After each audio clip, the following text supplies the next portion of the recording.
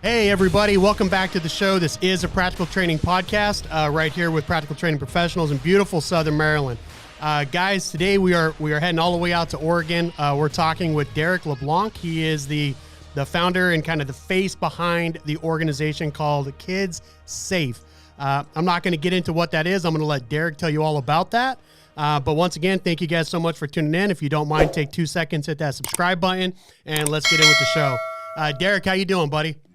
I'm good. Thanks for having me. No, thank you for coming on. So those of you guys behind the curtain probably didn't realize this, but Derek and I probably spent the past two weeks trying to connect, and then the past 45 minutes trying to get the technical difficulties kind of sorted out. But we are committed to this craft, ladies and gentlemen, and we will make this happen one way or another. So as I mentioned, this is Derek LeBlanc, right? Derek, you are with Kids Safe. Tell us a little bit about, well, first of all, tell us about yourself, and then we'll get into Kids Safe. So I'm a NRA certified firearms instructor. I'm based here in Oregon. And so I'm a full-time instructor. So I do a lot of self-defense training, women's training, couples training, stuff like that. And I also run a really cool organization called the Kids Safe Foundation. Okay.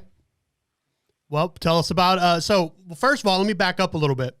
So Derek, you mentioned you're an NRA certified instructor. How long have you been doing first of all, what got you into firearms? People don't like go to elementary school and they say, you know what, when I grow up, I'm going to teach people how to shoot guns, right? What was your, what's your origin story, man? So my origin story is basically, I grew up in the country. And so I was exposed probably at 4 years old to a Daisy Red Ryder living on the farm. And that transitioned to my first shotgun at about 5 years old, which I tell stories about in our classes.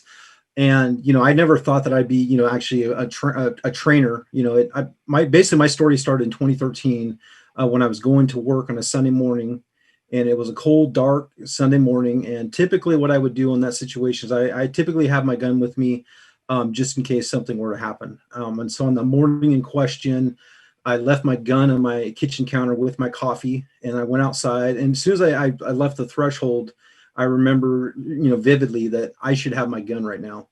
And so at that point, I stepped outside. I ignored that.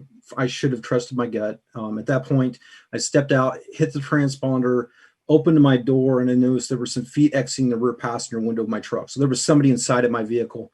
At that point, I ran around the hood of the truck. He was getting up. He was pretending like he was a CSI. And I immediately dumped him on the ground. I ended up, I had the full mount on him, and, that's when the fight began. But that was, the most terrifying part for me, is because I didn't know if I had a needle, a knife, any kind of weapon that potentially could have harmed me. Mm-hmm. And so at that point, the fight was on. We fought on the ground for about 10 minutes until my girlfriend finally came out with a pistol grip shotgun to save me. And so it was that pistol grip shotgun that, it allowed her to control that muzzle, but also call 911 at the same time. Mm-hmm. And so the cops came about 8 minutes later. So we're about 20 minutes into this whole ordeal. We had 8 cops, 8 flashing lights, 8 sirens, but nobody woke up. And so from that, I became a gun rights advocate. I became an instructor. And, then I started this really cool nonprofit. Everything's about, safety and responsibility when it comes to our firearms, and showing, the public and the people that may be fearful of our guns that they do serve a purpose in our society. Oh yeah, man. Let's go back to that day, 2013. All right. Mm-hmm. Were you living in Oregon at the time? Was this winter? I was. Was it cold outside, dark, or something like that? Like, what I'm trying to root out, I suppose, is I'm not familiar with the laws in Oregon when it comes to stand your ground and use of force, escalation, and different stuff like that. Of course, I think it's kind of in our nature, especially for somebody who hasn't experienced the level of training, right, that I'm sure you've since obtained, that sometimes the best fight is the one you never get into. And if Absolutely. You're coming out of your front door and you see somebody in your truck, maybe you go back in the house, right? And I'm not telling you made the right or the wrong decision. Again, I don't understand the stand your ground laws in Oregon, or if there was a verbal, command that you told this individual to get the fuck out of Dodge, excuse my language, but why did you, I don't know, man, why did you attack him? What happened now? Well, well, my biggest fear is if I didn't have control of that situation, something could have gone south. With me having the full mount and doing what I did, and I just reacted. It was like a primal, Sure. it's him or me, and it wasn't going to be me. Yeah. And so, obviously, I didn't have my firearm, which was actually kind of a good thing for me. I could have given him a command to comply if I was armed, and it probably wouldn't have been a cool story like I have today. But the whole point is you never know what you're going to do until your number's called, right? That's And right. so at that point, when I opened that door of my vehicle and I noticed the whites of his shoes diving out the rear passenger window, I could have retreated, obviously, but I didn't think about that. Obviously I wasn't going to be a victim, and obviously Yeah. I wanted to make them pay, obviously, legally, obviously, Yeah. but, and I remember, vividly his first, as he got up to his feet, he was pretending like he was a CSI. He goes, "Oh, I just noticed your window was broke out. I thought I'd check it out for you." That's what he said to me. So what's And I real didn't real quick for myself in the audience here? What's CSI? I'm thinking crime scene investigator, right? crime Like crime this. scene. Yeah, Okay. exactly. Yeah, exactly. And so, obviously I didn't fall for that. That was just him trying to kind of throw me off my game. Hmm. And I could have just said, "Hey, go away," and done that. But when I was that close to him, I had to keep control of that situation. I interject myself into that place, but it's hard to tell someone how to kind of behave in that way when it's happening to them. That's right.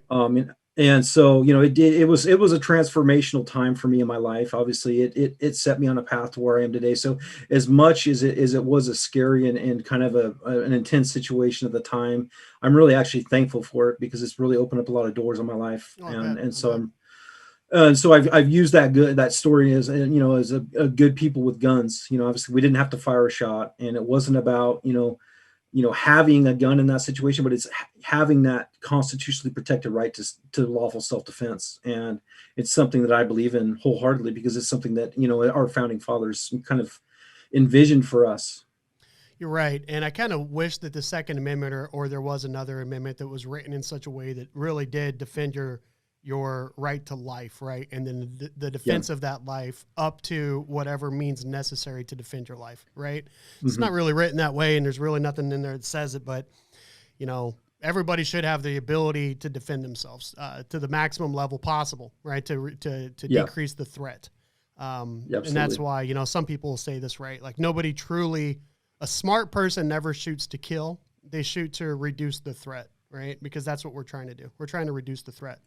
Yep. And killing is up to and possibly necessary, right? So, yeah, somebody said, right, you always resort to your highest level of training, and I Absolutely. can't fault somebody for having never taken use of force or de-escalation, Hmm. seminars or anything like that, and just whoa shit, there's somebody, I'm going to get control of this situation the only way I know how, and that's pulling guard on this Hmm. guy and taking his back or whatever. So Yeah. yeah, I'm not blaming you there. I just was curious, like why you decided to pursue the guy. That's neither here nor there, but it's a cool origin Yeah. story. It really is. I mean, So absolutely. I mean, since then, obviously, my level of training has really gone up from there. I was become an instructor. I've trained with a lot of people from all over the country, and obviously, in that situation, I probably would do things a little bit differently. It's hard, looking back. It's hard to critique yourself when it's just it was a scary situation, oh, I and bet. so I handled it the way I thought was best at the time. So No, hey, and only you can make that decision, right? And you didn't go to jail, so absolutely. apparently the cops agreed with you. So hey, No, they were that's two cool. They wins, were way right? cool. Yeah, for sure. Yeah. So one of the things we say, right, is like the true fight begins after the first fight ends, right? And that's the law, the Absolutely. legal battle, Yeah. which can end up also costing your life if you're not careful. Um, Yeah. so that started you down the path of firearms training, right? Going out there and seeking out certification so that you can lawfully train other people and prepare them to face those kinds of situations, right? But Absolutely. that led you to where you are today with this foundation that you founded. Tell us about that. What is this foundation that you run? So the Kids Safe Foundation, we're a 501(c)(3) nonprofit. We're based in Oregon, and so we teach firearm safety and accident prevention to kids. And since the beginning of my career as an instructor, I was working with parents that were new to guns, and so I was concerned about opening them up to the kids to a potential hazard Mm-hmm. inside of the home. And so I started looking at programs. I started doing some research. There was one by the NRA, but being from Eugene, Oregon, I was concerned about how well received it'd be. And so at that point, I started kind of doing research and hard development. I started developing my own, and so it was about 2 years of hard development, and we became a nonprofit in 2016, and we reached 22,000 kids in 5 states now, and Wow. taught them life-saving skills. And it's the greatest experience of my life. Yeah, it's a big danger that, you know, you always want to practice safety. Mm-hmm. Safety is paramount. I don't got to tell you that, and I don't got to tell our audience that. They already know that. But safety is one of those fundamentals that often is your what they call the zeroth fundamental, right? It's what you bring into the table before you even start learning your fundamentals. Safety needs to be there, and I see some people, man, and I just shake my head when I see it. The guys that just kind of leave firearms laying around, just thinking, oh, I taught so and so, they know better, right? And it's like, well, they may, but they may not, right? And what level, what are you doing, right? And I'm not saying you, I'm saying this in the kind of third person here, right? Like, what are you doing to ensure that somebody doesn't get their hand on your firearm and actually hurt themselves, right? We use these things called stop boxes. They're very simple mechanical contraptions that you could access in a hurry, right? If you need to get your firearm. We obviously practice concealed carry and carry around the house and different places like that.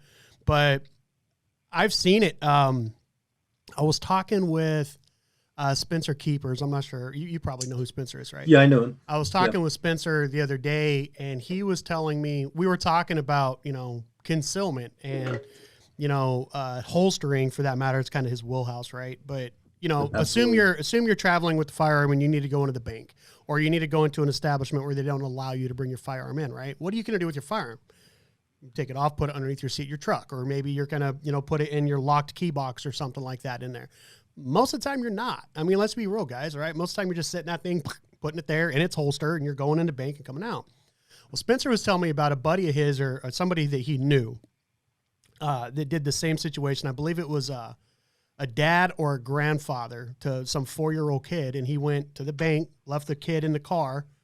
He went in the bank, came out, and the kid had gotten a gun and shot himself, right? And it's just one of those situations where shit happens, right? I mean, Derek, why do we carry guns? For defense of ourselves and others, right? Yeah, we carry guns for that what if moment, right? Yep. And you got to look at all of the what if moments. I'm not going to leave my gun unattended in a vehicle because what if? What if a kid gets it? What if some schmuck breaks into my vehicle and takes it? You know what I'm saying? It's more than those what ifs, and you can't have your cake and eat it too. You can't say I'm legally allowed to carry a firearm because what if I need to use it, and then screw around and leave it unattended, and what if a 4-year-old gets it and kills himself, right? And I really appreciate, and that's why I respect you, man, and that's why I wanted to bring you on this show. I've been following you here for a bit, and in fact, we've tried to get you out to Maryland. You've talked to my business partner before about coming out here to the East Coast and trying to get you to do what you're doing out here. It's a good thing to be teaching kids at the youngest age possible to remove that stigma that firearms are big and bad, right? So to get them used to a firearm, but also to teach them how to react appropriately when they come in contact with one, right? So what is your, if you had to say your keynote, like your point number one that you make when you start talking to these kids, what is it? Well, I mean, obviously it's facts over fear. Right now, especially in Oregon, our guns are under attack. We have people that, are afraid of certain platform because of maybe the way it looks aesthetically. And so, especially when they're in a position of power, like at a teacher or a teachers union, right? And so the goal is just to have, common sense conversations with these kids to let them know there's nothing to be afraid of. This is how our firearm works. This is how I properly load and unload that gun, and if I make a mistake, that's how somebody gets hurt. And so, we're engaging with the families as well, because, if there's something that the parents aren't doing right now in their homes that they haven't necessarily thought about because they're not a safety organization, then what we're trying to do is kind of retrain the parents on the importance of proper storage, the importance of, of your kids being, trained. And we're not I'm not trying to push guns on people. I'm trying to push safety. Our program is apolitical. And so it's the goal is to reach every child, not just the kids with guns in the home. Right. And so, that's why we're working on translating into Japanese, Russian, Chinese, American Sign Language, because there's no educational opportunities for those kids. Mm-hmm. And so, that's, we lose 8 to 9 kids per day across the country to I call it an accident, but really it's negligence. It's, Right. Why did that 4-year-old have in contact with a firearm? And why wasn't that 4-year-old properly trained? I mean, those are two things right there that if we can do, we're going to save a lot of lives. And that's our goal. Absolutely. You're damn right. I mean, some people would look at it and say possibly you're training killers, right? By introducing young kids. I mean, I'm just saying they're skeptics. I've seen them. Absolutely. I've seen them on the internet, right? They exist. Yeah. And they're like, well, you're just training killers. And it's like, no, that's not it, right?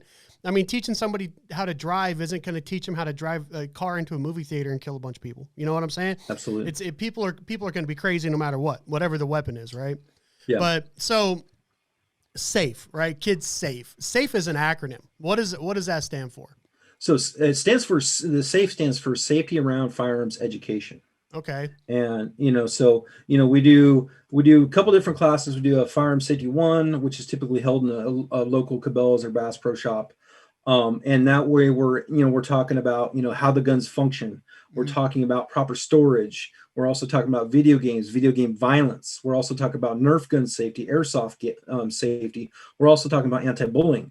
And then we also follow that up with a class on the range. So we're actually, as much as they could say that we're training school shooters, we're actually training kids at a young age, about 7 years old, with rim fires, and we're teaching them safety, discipline, and respect for our firearms. And that'll take us so much further than any new bill, new magical 22,000 bills or laws that we already have in the books that are not being enforced. Education will go further than anything that we're doing right now. You're 100% right. I want to pivot just a bit. All right. So I always talk to people about, I always like to ask this question, right? And then there are people that are far right and farther away from the middle on this, right? And it is, if you could come up with one common sense gun law, right? And that's a tough question for people that are, Second Amendment advocates, right? That shall not be infringed, right? And you just mentioned 22,000 laws in the books already. Why not enforce the ones we got before we come up with something new? Yeah. But if you could come up with one common sense gun law, what would it be? Well, let me tell you a story. Right, 2019, I actually wrote legislation here in the state of Oregon that would have authorized our program in all of the public schools for first graders. And from day one, it would have saved lives. It's turnkey. And all I needed was, 15 to 30 minutes once a semester or once every trimester to teach these kids firearm safety. And so, it was, some of these bills that I see coming through are 2,700 pages. This thing was 1 page. It was so simple. It was so easy to implement. And we got a public hearing, which was huge in the state of Oregon that year. We had 37 anti-gun bills, and then there was ours. And so, and we got a public hearing. We opened up a national dialogue when it comes to the safety of our kids through education. And so we look forward to, going back and trying again. And we're also talking with other states too. So there's other states that are, willing and ready to try this. Sure. That's something that I've proposed also, right? I'm a big fan of some level of training, right?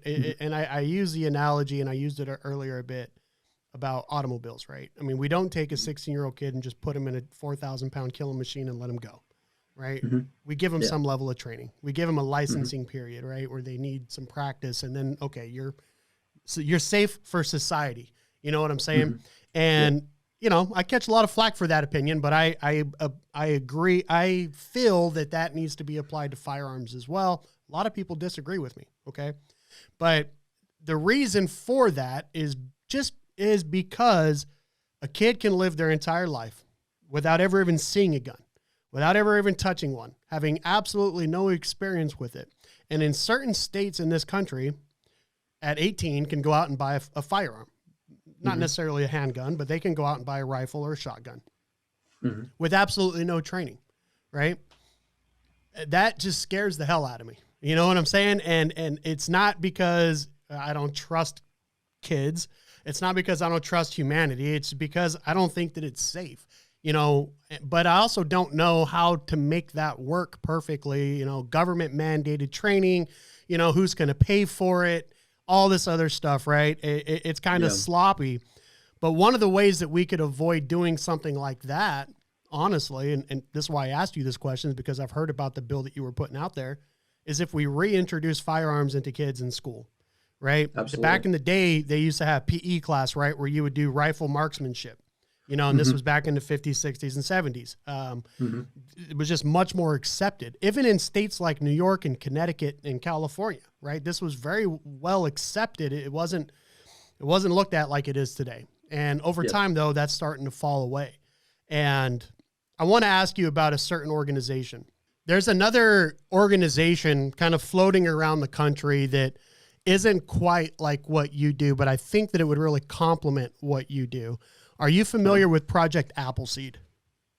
Yes, I am. Okay, so for those of you who aren't, stay tuned. There will be an episode. We brought in Brian Swift, who's the kind of the president or one of the leaders out here in Maryland for Project Appleseed. What they do is they try to institute a new generation of riflemen. They start at a very young age. As long as you're old enough to be able to handle safely a rimfire pistol or rimfire rifle, sorry, you're good to go. You come out there, right? And they Hmm. try to bring back this rifleman approach to life. And what I was going to ask is if you have interacted with Project Appleseed, if you've tried to implement your kids safe with what they're doing.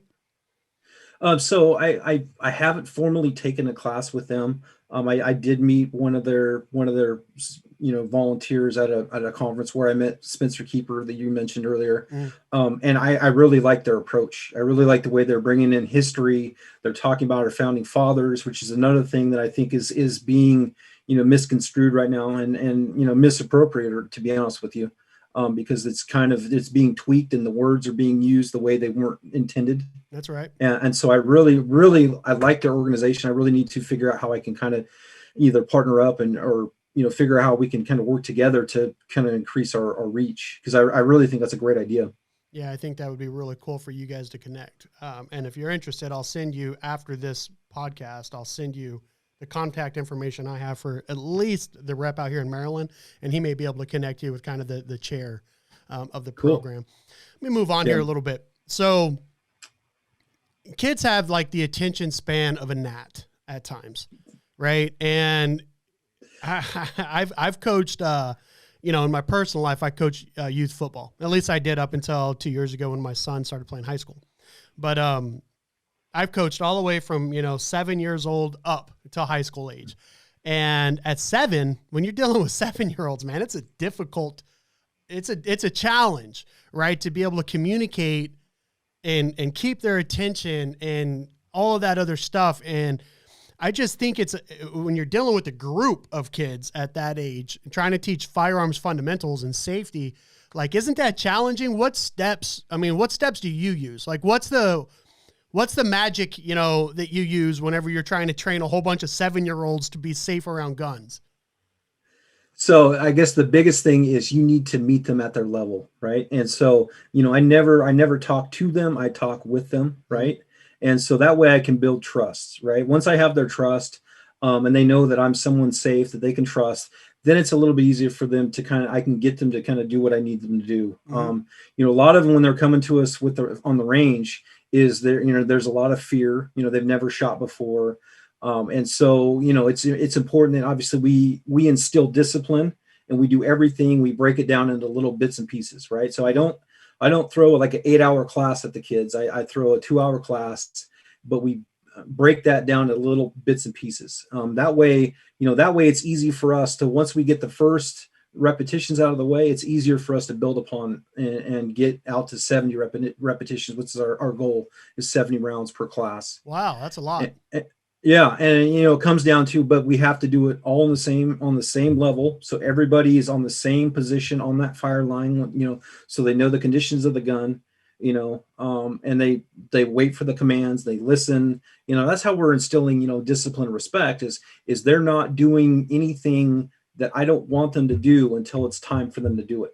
Sure. And so, a lot of times, and I have volunteers that are helping out, and we're always listening for that safety.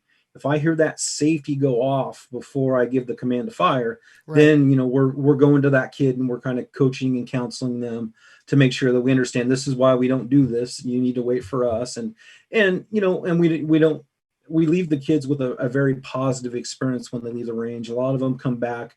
Some of them actually buy rifles so they can continue their education with us. So it's like, so it's just a positive experience that, and it reflects on our social media. And so, and the goal is to replicate it in other parts of the country this year. Absolutely. So But tell us about your social media a little bit. Where can everybody, I'm not kicking you off the show yet, but hey, yeah. go ahead, hit that pause button real quick and run over there to where Derek's going to tell you to go. Where can people find Kids Safe on social media? So you can find us on our website, kidsafefoundation.org. There's 2 S's there. You can also find us on Facebook, Instagram, Twitter, TikTok. We have a YouTube channel. We don't do a lot there. We're also on Patreon as well if somebody wants to help. And it's all about putting out good, positive message. I'm real careful with what I put out, because, what we're doing is kind of, it could be considered a taboo by certain parts of our demographic. And so it's really, really important to showcase leadership when it comes to our 2A community, and show them there's a way to, train kids at a young age on the safe handling and the safe marksmanship with firearms if done in a positive way. You're right about that. Well, first, and also, guys, all of these links to find Derek and Kids Safe Foundation, they're going to be down in the show notes. If you can't be in Oregon and you can't be really west, if you can't be out west and attend one of those, do check out his Patreon and help out, because this is a nonprofit that this man's running. He's dedicating a lot of time to raise up another future generation of safe firearms operators. Contribute, guys. Give him some money. Open up your pocketbook, speak with your wallet. All right, guys? But let's move on here a little bit. So Thank you. There are detractors. And I was going to ask you who are your biggest detractors, but I've seen it, and I'm going to ask you that. But I've seen, as I mentioned, right, you're teaching, and I'm going to use the other side's language, you're teaching active shooters is what you're doing. You're teaching kids how to go shoot up a school, right? If they get their hands on a firearm, they understand how to load it, right? And a Ruger 1022 with the 20-round clip magazine, right? I'm using the left language, and it almost made me puke a little bit by saying that. I was like, whoa, what's this guy sorry, doing? I didn't mean left. I meant the gun ignorant people. Sorry, I used the wrong language there. But I've also heard that same thing applied to, I got a lot of buddies that are teaching active threat response classes, right? For, ministries, right? So your defense and defense ministry, not like we're in England, but like your church defense ministry, right? Or teachers, right? They're attending these active threat response stuff. So if they recognize an active shooter situation, they could remediate that. But then there's detractors there saying, oh, so you're training people how to be active shooters, right? Because now they know what to look for. And there's always going to be that crowd. They take something pure and take something good and wholesome and something that's going to save lives and manipulate it. There's always going to be those people. And I don't think it's Russia, China, or North Korea that's doing that. I think it's our own good old red-blooded Americans that are screwing it up for us. But let me ask you, and you're in Oregon, which more power to you, brother. Who are your biggest detractors today? How can we help out by getting rid of those guys? Like who are they? Well, in Oregon, there's, Ceasefire Oregon is when we had our public hearing, right? And, what they like to do is they like to cite this failed study from 2017 that was written by, a Rutgers researcher. And they talk about, basically how, firearm safety in the home training does not actually work. And anyways, inside that article, if you look at the study, it actually says that in one paragraph that firearms training doesn't work for kids, and then the other one says that it should be mandatory. So it's in a different paragraph. So, basically they don't want us to pay attention long enough to read the whole, article. Okay. And, and that's their fail. It's a failed study, and we can identify that and point out the fact that, we have 22,000 kids that have been reached through our program. We've had 0 accidents. Okay. 0. Okay. Nice. And that's our goal. And so, that's where we move forward, is because, there's people that want to stop what we do, right? Because they're afraid of it working. right? And there's certain parts of our society, I'm not going to mention any names, but they have red shirts on, is they prefer the death and the carnage so they can fundraise, and also so they can, further their cause, which is unfortunate, and there's organizations like mine that are kind of like, we're in the middle. I got the NRA over here, right? And I got, Mom's Demand over here. And I'm like, okay, well, if you guys can, listen for a minute, we can do something to actually make a difference. That's right. And so, as much as I love what the NRA used to stand for, obviously it's gone, they're in trouble now. And so it's organizations like mine and others that are around the country that are in a good position to fill that gap. And that's what we're trying to do. So you teach fundamentals. You teach not only, safety awareness, how to act around guns, how to act if you see one. You teach all that stuff, but you also teach how to effectively fire rounds down range. And this is kind of like an original question I ask everybody that comes on the show.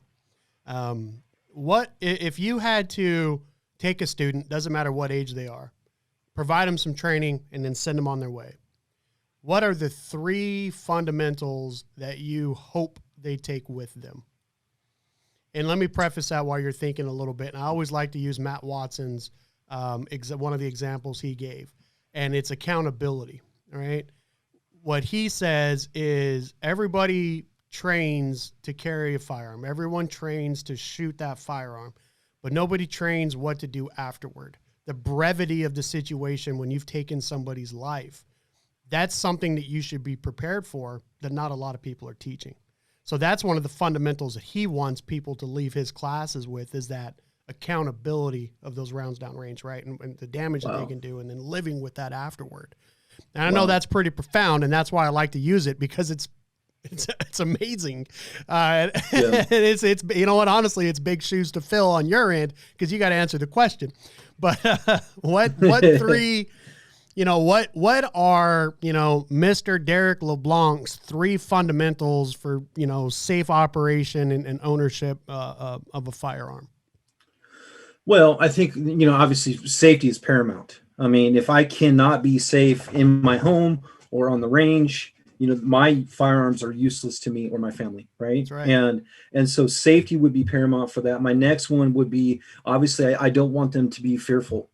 We need to be able to have conversations about our firearms with people that don't like firearms, because there's nothing to be afraid of, right? What the problem I have right now is there's an illogical fear of an inanimate object, right?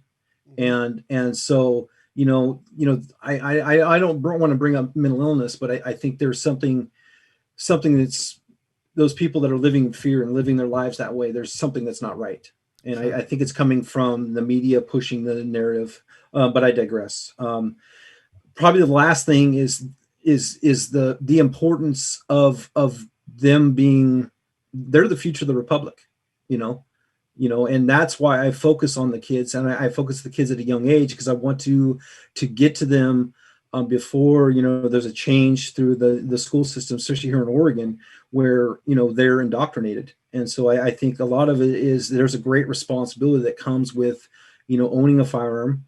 Also, being a child coming up in the world is they have to understand what our Second Amendment rights stand for, right? And so part of it is incorporating the importance of the Republic in that equation, and knowing what history our founding fathers envisioned for us as Americans. Look right now, prime examples, what's happening in Afghanistan and what's happening in Australia. We have Italy, we have France. All of these people that don't have that basic right to self-defense, and there's chaos. That's right. And so that next generation is depending, we're dependent on them kind of carrying the torch of our 2A, also learning how to vote appropriately, and having good candidates that can be voted for, right? That's kind of where we're lacking in every part of the country right now. I love it, man. So I'm going to summarize that last one for you there. And it's always the third one. Everyone always hits the first 2 pretty easily. It's the third one where it's like, now I'm finally starting to get to know who Derek LeBlanc is. So I'm going to summarize that one. It's almost like you're saying I'm going to put them all into context here, right? Safety is the first one. Don't be fearful of the firearm, right? But the third one is kind of your civic responsibility to own and defend your Second Amendment, right? You put it, responsibility to defend the Second Amendment, understanding the importance of the Republic. It's kind of your civic responsibility. And when you look at it that way, I think it helps kind of summarize it and put it in words that are going to be easily consumed. So yeah, man, those are all very good. I like that. Yep. That'll definitely be in the notes for people to easily copy paste and put on their profile somewhere and say, hey, this is the life I live. Right. So yeah. That's very cool. Well, and part of what we're doing is we want to raise strong kids. Mm-hmm. I see so many kids and so many parents, and when I meet them, their hands are down like this. They're not making eye contact. And by the end of the class, I'm talking to them. I want them to make good eye contact, good firm handshakes. And I tell those parents, I want my kids to be the best in the room. Yeah. I want my kid to win and dominate. And it's crazy is there's no such thing as second place in life, right? And so these participation trophies, those are unacceptable for true Americans, right? True Americans that know what our founding fathers sacrificed to give us this gift of liberty. That's right. Right? And liberty is only maintained through vigilance. That's right. And so when it comes to getting those young kids and getting them involved, get them away from technology and show them that there's things that they can do outdoors. They can the rifle teams. There's all sorts of different things. I have one girl that came to us when she was 10 years old, right? Her first class she came, I was new. This is what the program was new. And I was just trying to figure out, where I go with this, right? I had this great responsibility. I got this great idea, lots of interest in the local community. And she came, and her parents, they didn't like guns. They're afraid of guns. So she took that class. They loved it. And then about a month went by. She came again. And then she kept coming back. Sometimes her parent, which kind of weirded me out, but her parents trusted me enough to just drop her off. And I always made sure that she was safe and there's, people with us. But then she got the bug. She joined us on the range. And I swear her first time, she had a target like that. And so they ended up buying a rifle. So these people that were anti-gun or afraid of guns, now they bought a rifle. And then she started, she got into higher long-range precision rifle where she was shooting out to 1,600 yards. Now Nice. She's a sponsored shooter, and she's 16 now. And now they're avid gun owners, and it's all about the way we present the message that's palatable to people that might be afraid, to get them to understand that this isn't as bad as the media makes it out to be. We have a guy on CNN that shoots an AR-15 for the first time, and he's crying and says he has to go to counseling. It's like, come on, man, this isn't Hollywood. You're not getting an Emmy for your acting ability, right? And what you're doing is there's people that eat that stuff up. There's people that they live and die and they breathe off the CNN. And so our goal is to, get these kids exposed, to proper, good, safe handling. We're also empowering them to make good decisions if they ever come across a gun. We're also teaching them to look out for their friends, especially when it comes to anti-bullying, right? Is we want these good to be good leaders, because these are the future leaders, right? And if we, and my biggest fear right now with COVID is the mask is changing the way our kids interact with one another, right? And in Oregon, we're going into a full down lockdown again. Everybody's going to be wearing a mask. We have to wear a mask outside, which I'm not going to do unless I'm working with the kids, unless I'm wearing this logo, because I can't be drawn into any controversy. But it's the kids they don't know how to interact, and I'm afraid, fast forward 10 years from now or 15 years from now, when these kids it was a very important developmental stage of their life, and we put a muzzle on them. How are they going to be able to interact with one another?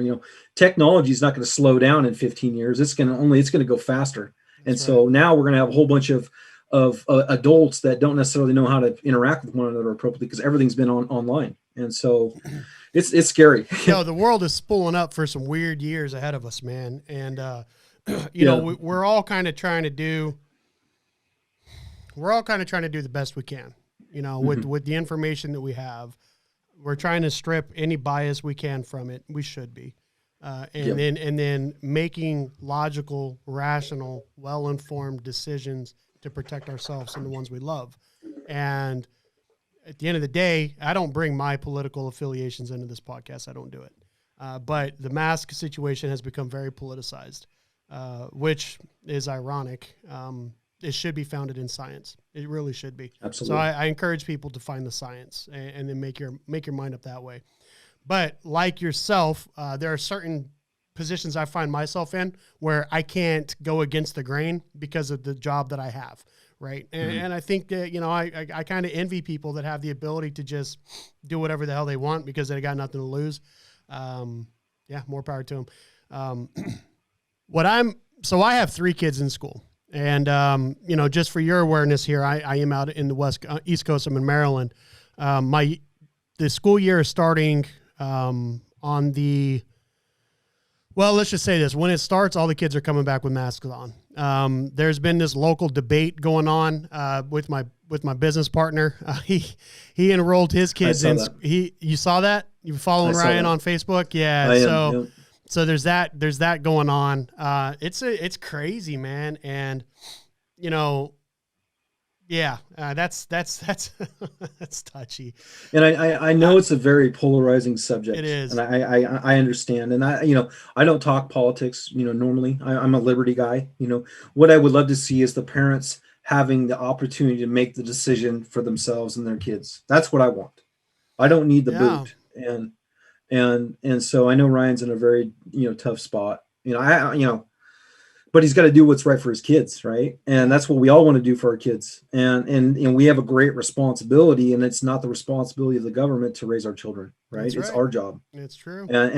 And we have to teach our kids. And obviously we talked about earlier about being strong kids. We also want them to be critical thinkers. Right.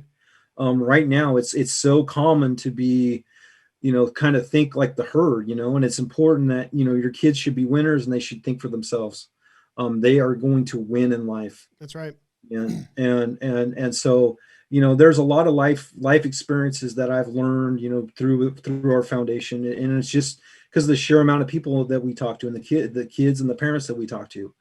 And so I have, a little sounding board, I need to know, I know what works, what doesn't work, when it comes to messaging. And I make sure that, we put out stuff that's, I don't do stuff for the likes, the comments, and the shares, right? And, it's nice, but we do stuff because it's the right thing to do. That's right. And there's, and because, ultimately when we're in a class or we're on the range, they're the most important eyes are on us, and that's the kids. That's right. So here it is, man. My beliefs generally align very close to whatever the hell the Constitution says. All right. Take that for what it's worth. The right to, the pursuit of life, liberty, and the pursuit of happiness. Sorry. The right to life, liberty, and the pursuit of happiness. Mm-hmm. That's my kind of, that's where my moral compass aligns. Right. And you should be able to make the choices that you need to make as a parent that are going to determine the way that you're raising your kids. And when that's taken from you, right, your liberty is in danger. Okay. And then secondly, this is very polarizing. The whole situation is technology, right? Look back, man, shit. When the printing press was developed, everyone said that no one was going to be, everyone's going to be too busy reading to have conversations. And then the phone, same thing, right? And then the TV, same thing. And then the Xbox and the VCR and the DVD player and the radio and fucking YouTube and all this other stuff. People have always been saying it's going to ruin society. Look around, buddy. Society's doing just fucking fine, right? Well, it's kind of subjective. Yeah, sure. It's subjective depending on where the hell you live or whatever, right? Could be a lot worse if you lived in North Korea. I mean, I'm pretty sure you got shoes on your feet. So, it's all subjective, right? So, I think the world's doing all right. I think our kids are going to be doing just great. They have the ability to determine their future. Yes, I've got a kid. He's going into 4th grade this year. All last year had to wear a mask, right? Never got a chance to smile at his friends because he was at home. He got the whole Zoom call thing like what me and you are doing right now. Kids check out. They turn their camera off. They get in trouble, but what's going to happen, right? They're at home with mom anyways. So we treated it really like an extended summer break. Now he's going back. At least he's going to be in person. And we'll just figure it out, right? Life goes on, man. But kids are resilient, I mean, shit, look at all these kids that got their asses kicked growing up by abusive parents, right? I mean, yeah, some of them turned out bad. A lot of them turned out good. Look at some of the most successful people, I bet you a few of them had a pretty hard life growing up. They got that chip on their shoulder that walks them into a better life. So I've got a lot more faith in society and our kids than what the media and what the fear mongers are trying to portray.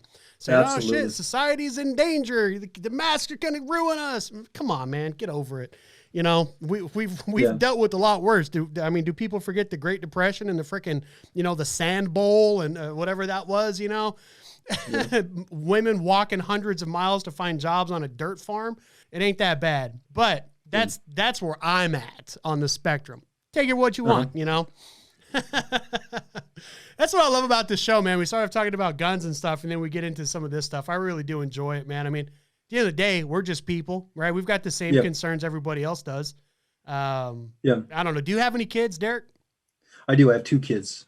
And so, that's part of, this is why we do it, right? Is so we make sure that we get them on that path to be the next generation. Right. Yeah. And so, that's the thing, is just wild times. It is, man. So, and my ammo, I don't have any ammo. It's, the prices are through the roof, it's crazy. Well, I'll tell you, we used to train everybody with 9mm on the range. And about last year, well, I guess it's been about 2 years, with the cost of 9 going up as high as it was, we switched everything over to 22. So our entire fleet, basically, that we train with is Glock 44, so 22 cal. Oh, perfect. Because we had bought, under the Obama administration, had bought hundreds of thousands of rounds, right? Stockpiled them before the prices went crazy, right? It's like every tragedy increases the cost of ammo. So, you could normally set your clock by it. So it'll come back down and then it'll go back up. But yeah, we're all doing 22 now. The 9mm is stashed. Yeah, that's a good. I have a Glock 44. I love the way, because I can just train same holster as my 19. Yep. Everything's the same. Yep. So that's a great option. 22. Typically, we're going through maybe 1,500 rounds a month with the kids of 22, depending on where we're at and how many kids we have, but. It's, we're using bolt action rifles so we're developing good repetitions, safe habits. And so the goal is to be able to get them from, the bolt action platform to maybe a semi-auto and progress them that way. That way, one of the greatest guns ever made was the 1022, So yeah, so those are a big hit. I just gotta, I'm really particular with the way I, introduce semi-autos to young kids. So typically it's a one that's maybe 10 or 11 before I kind of trust them with the 1022. Everything else is bolt actions. There you go. Guys, real quick, ammo isn't cheap, and this man is teaching kids with a nonprofit. Get over there, find his Patreon, and throw some. Again, speak with your pocketbook, guys. Let me take one more hard right here, okay? So I know you're doing firearms fundamental training to juniors out there in Oregon. If there was an adult or there was somebody that was heading through your part of the country and wanted to seek out some good training, besides yourself, who would you recommend them to check out there in Oregon? So I have some friends up north from me, Bushido Defense. Former military, Coastie, his wife is actually Albany Police Department. They're, highly effective trainers in my area. And so I work good with them. And there's another one, Scott Turner with Northwest Self-Defense, that I think does a really good job in my area. So those are a couple that I would recommend. Okay. Very cool, man.